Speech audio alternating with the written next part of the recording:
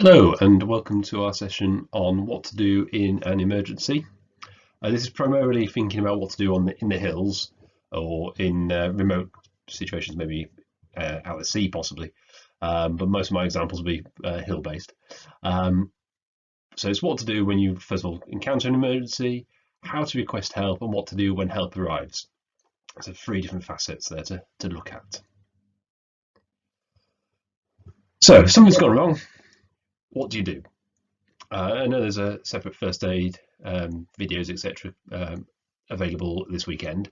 However, first and foremost, look after yourself because you can't help anybody if you're not okay yourself. Then you've got to make sure the rest of your group's okay. So if there's an injured party, just stop. Obviously, you're going to look after them in a moment, but stop, look after yourself, make sure everyone else is safe. Then you can start looking after the injured party. There's no point getting more and more people injured or unwell if you don't look after people. That goes for make sure people are warm, make sure that they're not going to go off into a dangerous location maybe. But those are some of the key things to think about. Then you can look at assessing the incident of injury in terms of are there any further risks to that person? Can you offer any particular first aid straight away? And then also you want to be looking at getting help. And I suppose the quicker you ask for help, the quicker it's going to arrive. In remote environments, it can take hours to get help. So it's really important that you ask for help at the earliest possible opportunity. So those are sort of the steps to go for. So look after yourself, make sure everyone else is safe, assess the incident and injury, give first aid and get help. Now, how do you get help? So let's assume you're currently up in the hills somewhere that has no phone signal. Now, this is problematic, and unfortunately, it's like most of the hills in the UK, there isn't great phone signal. So your chances are you're going to have to go and travel to get some help. So the first instance is going and getting somebody to go and find phone signal. Now you've got two options, and I've been in this situation where we were on a pass in the Lake District. We had an incident that required mountain rescue, and there were a group of young people. We had plenty of adults with us, so we left a couple of adults looking after the casualty. One adult went uphill to try and get a signal higher up. One adult went downhill to try and get a signal further down. Now, hopefully the one going up will get a signal first, as was the case. But the person going downhill, if no signal can be found, will always be able to keep going until they find a farm, a road, or maybe a landline of some sort. So those are some great ways of going to find a phone signal. Once you've found a phone signal, stop, don't move. That's a really bad thing to do. If you get half of it, go, oh, I've got a signal now, I'll walk around with the phone. What tends to happen is you'll then lose the signal. Now, if you don't have a phone and you're looking for help and you're stuck maybe, so international distress signals, there's slight variations between 3 and 6 blasts on a whistle, but 6 blasts on a whistle or 6 flashes of a torch, 3 seconds long, on, off for 3 seconds, and then wait a minute, then do it again. Hopefully somebody will spot that and they might return in kind with 3 blasts on a whistle, flashes of a torch, and keep doing it until you get help. Don't stop when you go, oh, I've heard a whistle, I'll stop. Because actually they use the whistles or they use your torch to identify where you are and homing in on you. If you stop, then nobody will have a clue where you are. Okay, they'll just know there's somebody in need in that rough area. You could also carry flares, more likely if you're in open water, I suppose. But I do know DofE groups that have carried flares up on the mountains. I know my school group will carry flares up in deepest, darkest Cairngorms. And then there's hand signals. Now, not particularly great. Most of the time you go, oh, help. But actually the why, which is the yes, I need help, particularly if you've got a helicopter flying nearby, laying on the floor and creating that Y sign, signals that you need help. Okay, really important to know that one, because if mountain rescue are on the way and they do send a helicopter, that's how the helicopter will know that it's you that need the help, not the other group 100 yards away, maybe. Okay, so that's requesting help without telephone. Let's assume you've sent somebody to make a phone call.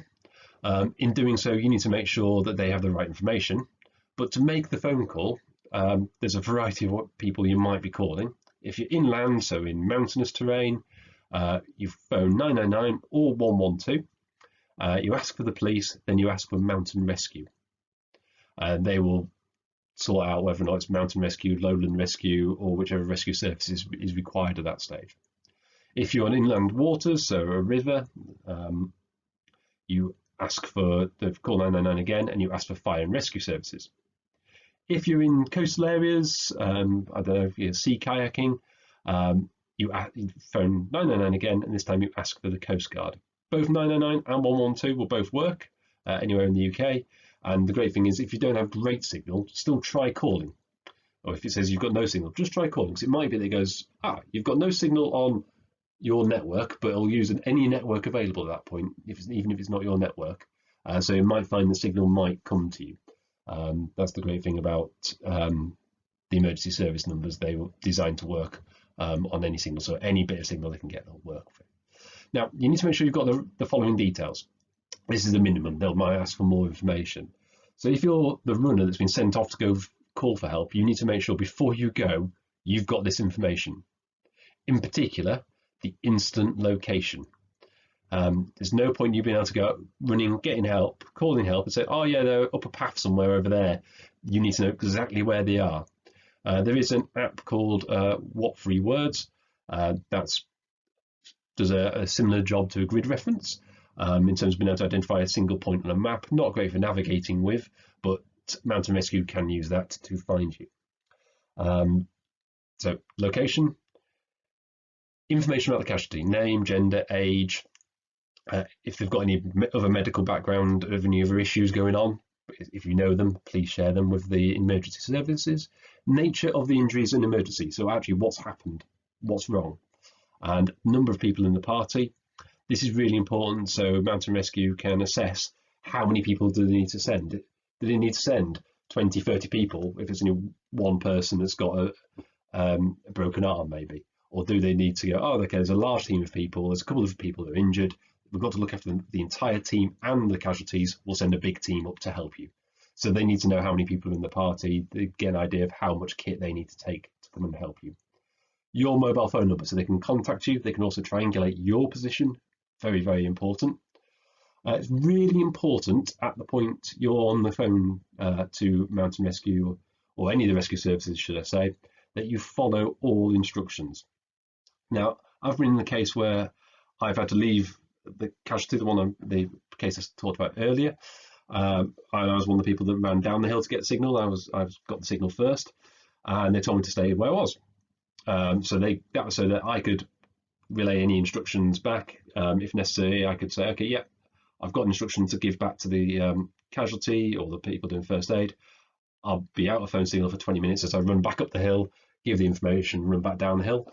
And equally, it's really important because they actually came up the hill to where I was to continue the route in. So I was able to give them more information as we walked towards the casualty. Speaking of which, what to do when help arrives. Really important to stay calm. The first aiders, mountain rescue, etc., they will stay calm. They might be very assertive, they might be really clear and give you really clear, what might seem quite rude instructions, but actually often it's for your own safety. They've arrived, they're in charge of the situation. But best thing to do, stay calm, follow those instructions.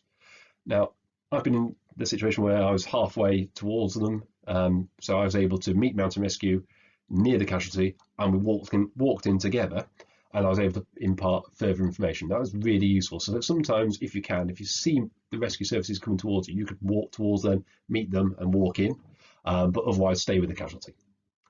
Look after the rest of your group. At this point, the casualty is in safe hands. Your job's to make sure the rest of your team are safe, secure, and comfortable. So have a bit of food, get a shelter out, or you probably already have the shelter out, but look after them. Now, I've had the word helicopters here. The casualty I was talking about, we did require a helicopter in the end. And it's a couple of key things to be aware of if you do end up having a helicopter come to support you. Don't go anywhere near it. rule one. Make sure you make the Y symbol if and when a helicopter is called. Hold down any loose material. So our casualty, it actually was a severe allergic reaction on the mountains, and this was halfway through dinner time. We just met the DofE group at the point this happened, and so they had all the dinner stuff out and about. The second the helicopter starts flying around, we had wrappers going all over the place. So get everything, get it covered, and keep everything secure. Now, might be a point where the paramedic or the rescue team say, "Oh, can you help me grab something from the helicopter?" You go and walk as far as you are told to walk. Just follow those instructions. They will be really clear with you. But all these are designed to save your life and to save the life of the casualty. Okay, so it's just to protect you. So that's everything you need to know in terms of what happens in an incident. I really hope at no point you end up in an incident that requires an emergency service such as these. However, it's best to be prepared than not. So take it on board, okay? Keep an eye of it. One of the final hints I suppose I should add, notepad and pen or pencil. Make sure you can take any notes if you were to give any first aid. If you've got notes of that, you have notes as to where the casualty is if you have to run off to go get help. Really important to keep an accurate record there. Anyway, I hope this is useful, and I look forward to you never having to need them ever again. Thank you.